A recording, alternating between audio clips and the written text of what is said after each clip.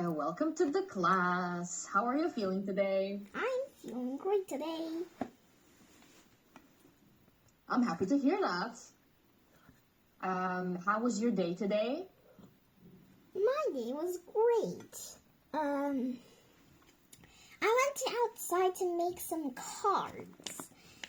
So the cards were really cool. So it's like a Duck Among Us thing. So I made this because I actually made this game accidentally when I was playing with my mom, and I don't know what I was going to play, so I just made up a random Duck Among Us, and I found out it's actually pretty cool to play. So I just made some cards that are supposed to be used in the game.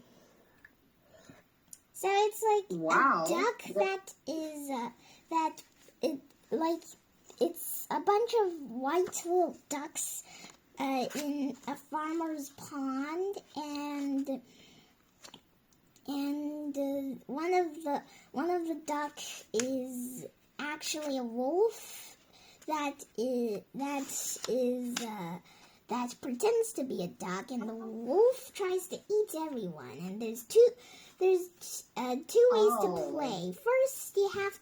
The first way to play is like everyone gets their cards.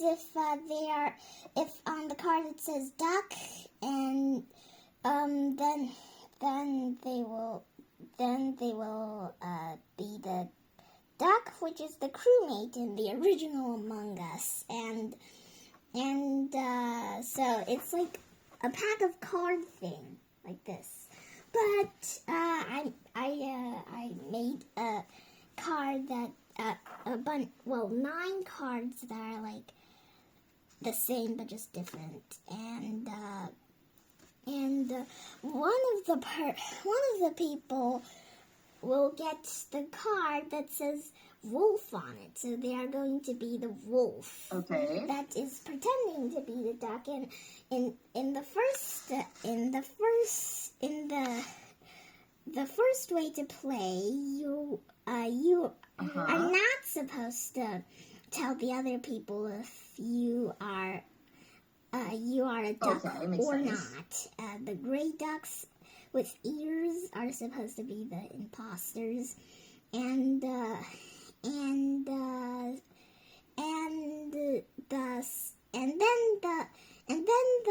the imposter will have to like eat all of the ducks, and if they eat all of the ducks, they win, because there can be multiple imposters. And if they don't, then the others voted them out, then they lose. And Okay. the second way to play is like you have to tell what card you got, and then basically the imposter just tries to catch all of them. It's like tag, the second way. Yeah. Okay. Did you get to play that game with anyone? No, not yet. I just made the cards today. Wow. I love that. I would love to play. That looks super fun. Yeah, so the multiple card and the multiple imposter thingy is it has 2 ways. First, it's just like if one of the card gets lost, you still have a bunch of them. Yeah, there's 9 cards. 3 of them are imposters. And another way is to, like, for example, maybe my friends got their parents, and their parents could join also, and then you have to get more cards. It can't just be like, oh no, there's 3 cards, you can't go in, sorry. Because my friend, my best friend Melody, is always like, no, my parents have to My parents have to play with us in this game. No, you cannot go back. Like that. So she's one of those friends. Okay, I had a friend like that too. But you know what? I love playing games, and I just don't care who plays, you know? I love games. And also, did you see my new glasses? Did I show you my new glasses? Not really. Yeah. They look pretty cool. They're a little different. Thank you. I've got some cool things that go with them. Do you want to see them? Mm-hmm. So I have this. It's when I drive at night, it helps me see better. Wow. And I can just put it on like this. It sticks. It has a magnet, and it just stays on. Wow. And also, I have cool shades for like sunny weather when there's a lot of sun. Wow. You like them? Yep. I think they're pretty cool. Yeah, they are. Thanks. It's really dark, so I don't want to... It's just like sunglasses. Okay.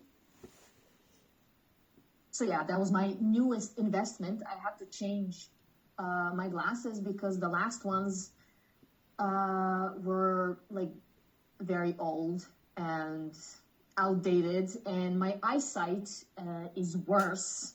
So I had to fix that. I had to go to the doctors and pay attention to that a little bit more. So yeah, that's all the news that I have for you. Okay. Okay, and now, what do you say we open up our book and take a look where we are? Okay.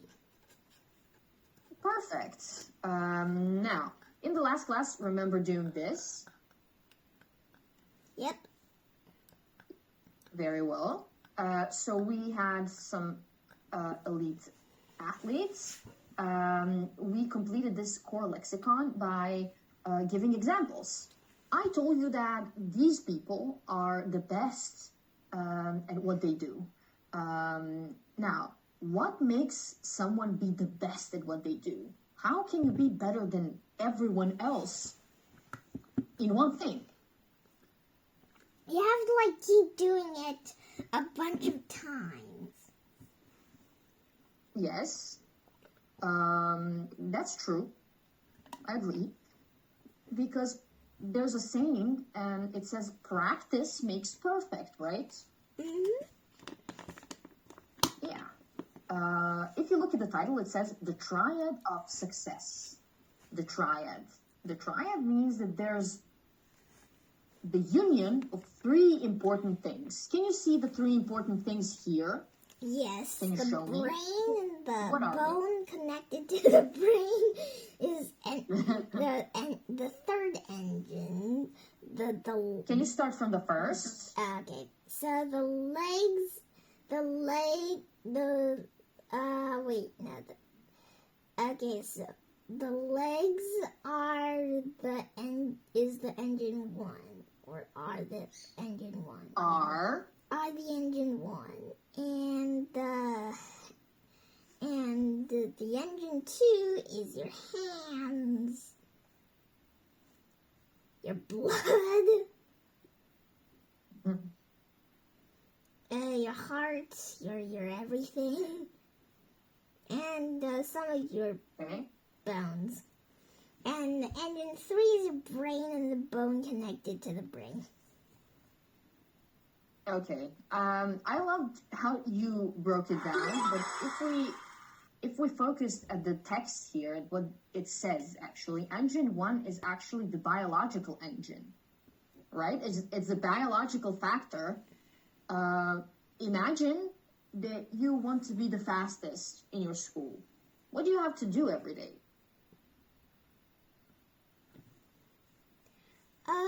You have to run every day. Exactly. So you need to make your body be what? We need I need my body to be strong. You need your body to be strong, and of course, when you're strong, you can be faster, correct? Mm-hmm. But imagine that you wanted to run every day. You just didn't have enough willpower or motivation to do that. Would you be able to run every day if you felt psychologically not as good? Nope. Okay. And what if you had the barrier of environment? For example, you didn't have any place to run. There's just no places for you to run. You live in very bad conditions and you don't have anywhere to run. I think that would be also a huge thing that would stop you from succeeding. What do you think? I think so too. Okay, now, I don't want to break this down too much, but I want you to focus on this over here. Can you read this for me, please?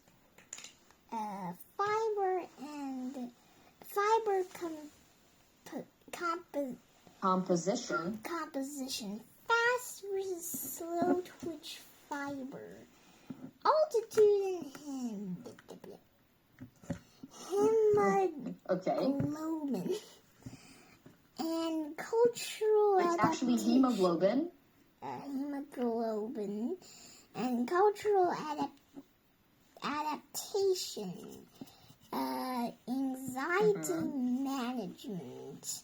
Willpower and humor. So if you want to do it, you can do it. If you don't want to do it, you're like, okay, I don't want to do this, but I still have to do this. Then you just, you can't really get faster. Yeah. Okay, that's true. And what is this position that this body is in? Do you know that? The position that you do before running. Yeah, so it's the starting position. In every race, almost every race starts from this position. If you noticed, they're colored in the same way as the engines here. Mm-hmm. So, basically, biological,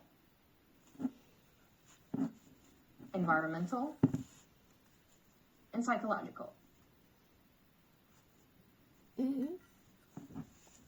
If you take a look at the three of them, which of the three is the most difficult for you to grasp and understand?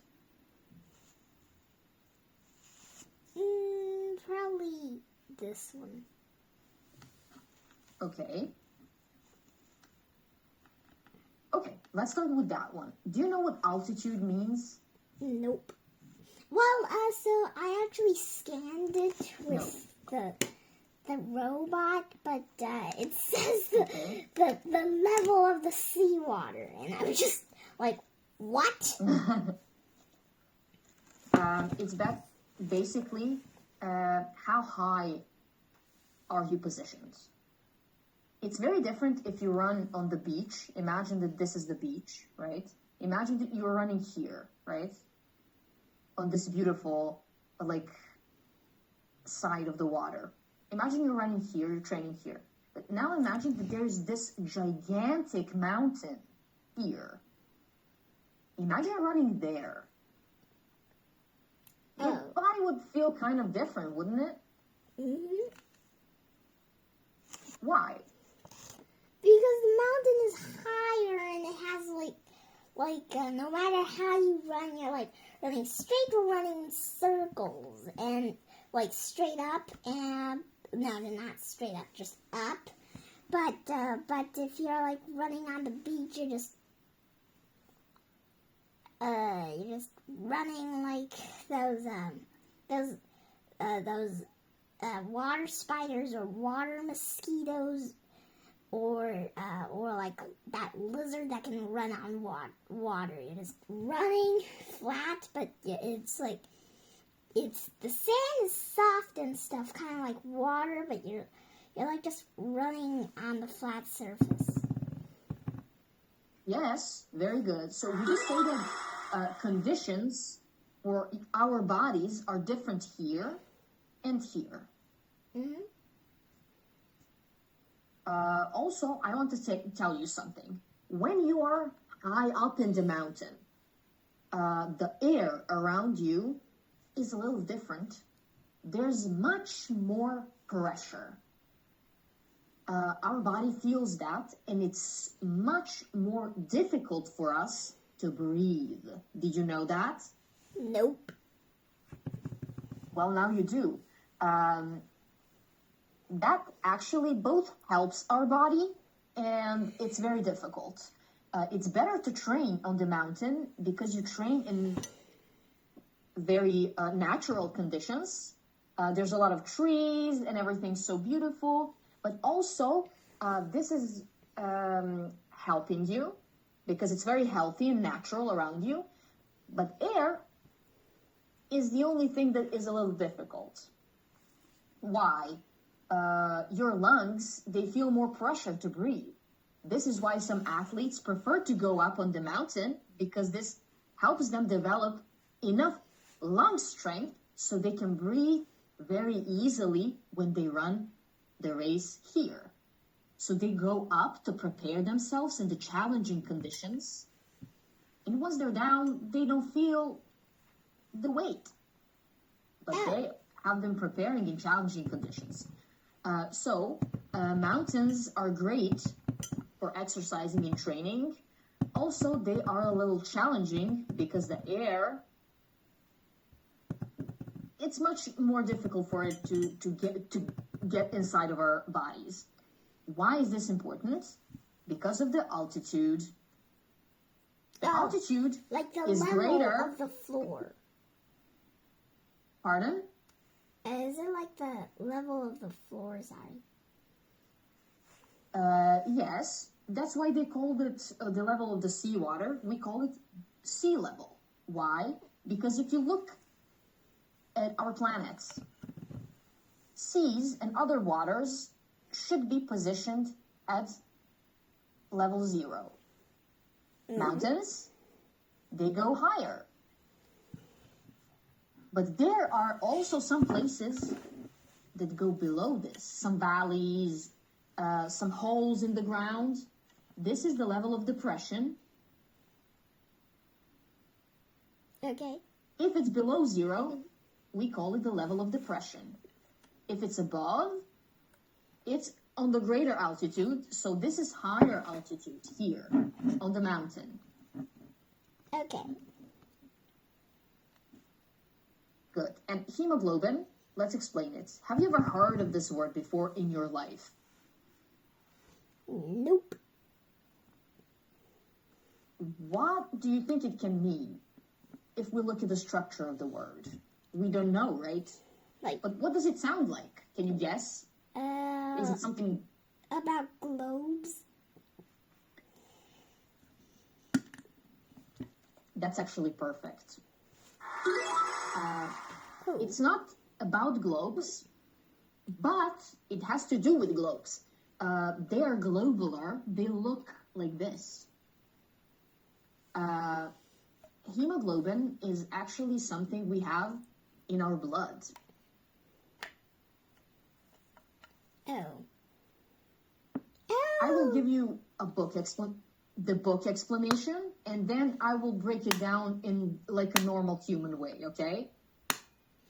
Hemoglobin is a protein your bloodline cells that carry oxygen around your body. Yes.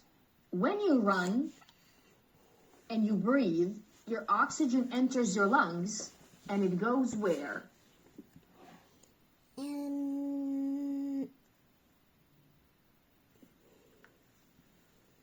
It goes into inside. It goes inside the red blood, right?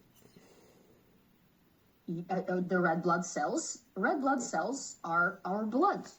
Our blood consists of red blood cells and our bones consists of white blood cells. This is just our blood. Our cells are tiny cells that make up our blood. And hemoglobin, imagine it looks like this. It's round and it travels through our veins in our blood. It's very tiny, but it's globe, as you said. Hemoglobin, it has like an air puff inside and it carries it through our body. Then it enters our brain. Why is this important?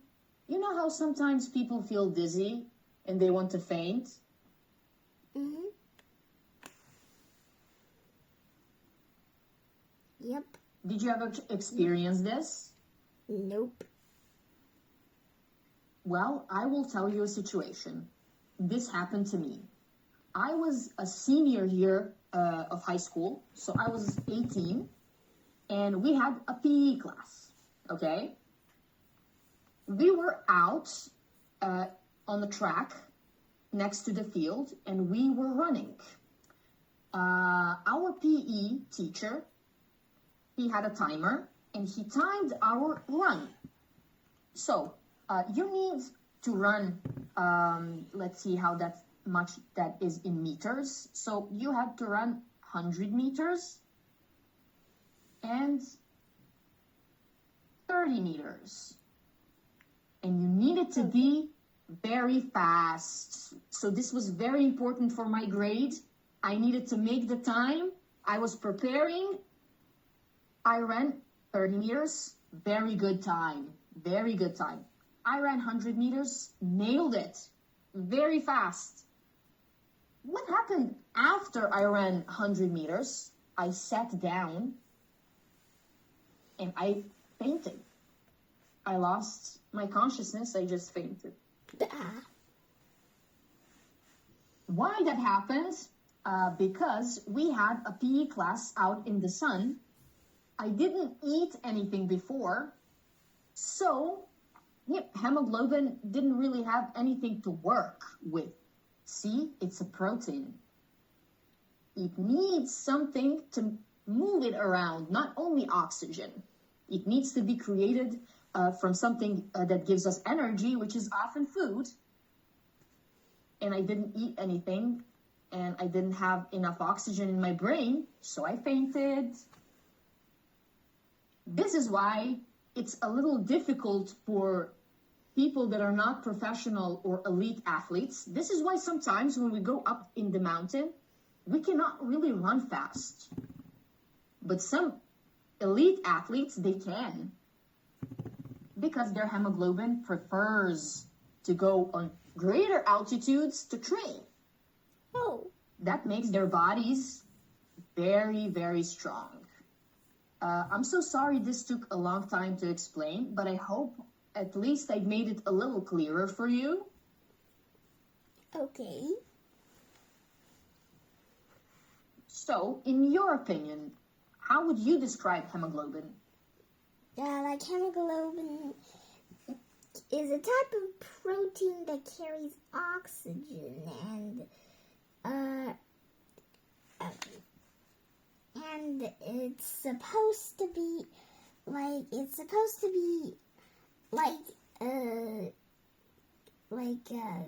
going with your red blood cells. Like maybe this is hemoglobin and these are cells. Yeah. Like they go together. Yes, and they sometimes connect to each other, which is very important. And we don't have a lot of time. Let's take a short break. I have something else for you in the next class. I'll see you back here in 5 minutes, okay? Okay, see you next class. See you in the next class.